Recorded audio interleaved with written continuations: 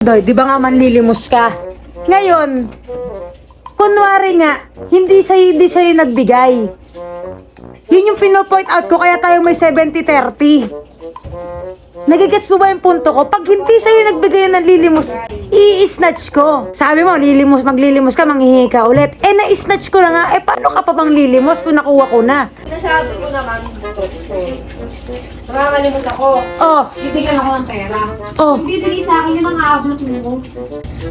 Ah! Ako mawawala, sabihin ko, paano po yun nakuha? Para sa akin yun. Hindi, ang pagkakaintindi ko kasi, buo talagang kukunin ko snatch. Kasi buong bag ang kukunin ko eh. Yun nga sa isip ko, ibibigay sa akin. O, di magkaiba tayo ng thinking nun, Doy. Kaya tayo hindi nagkakaintindihan kanina. Kaya tataka-taka ka kasi.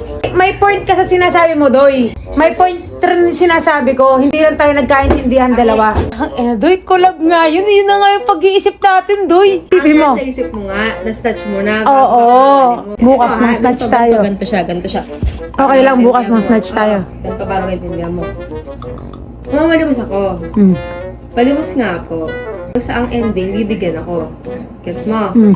Pagbigay sa akin, snatch mo. Hmm. Ngayon, sabihin ko, akin yun eh. Ngayon, bibigyan ako ulit. Magkikita tayo ngayon. Plano pala natin pareho yun para dalawa tayong may kita. Oo, tama. Ganun. Yun ang mali ko lang nun. Inintindi ko. Yung nasa isip ko, kukunin ko lahat ng gamit. Alam mo, nag-aaway pa tayong dalawa. Illegal din naman yung ginagawa natin pareho. Isipin mo, nag-aaway tayo dahil namamalumus ka at snatcher ako. Nagsasagutan pa tayong dalawa. Hindi kasi may sarili akong buhay, may sarili kang buhay. O kanya-kanya tayong business dito. Sabot nga tayo eh. O kaya nga, magkasabot nga tayo. Yun ang pagkakamali mo. Pagkakamali mo rin. Hindi, pagkakamali mo yun. Hindi mo pinintindi sa akin ng maigit. Kita mong bobo nga ako, snatcher. Tanga kaya ka tayo lumalibos tsaka snatcher kasi parang tempo.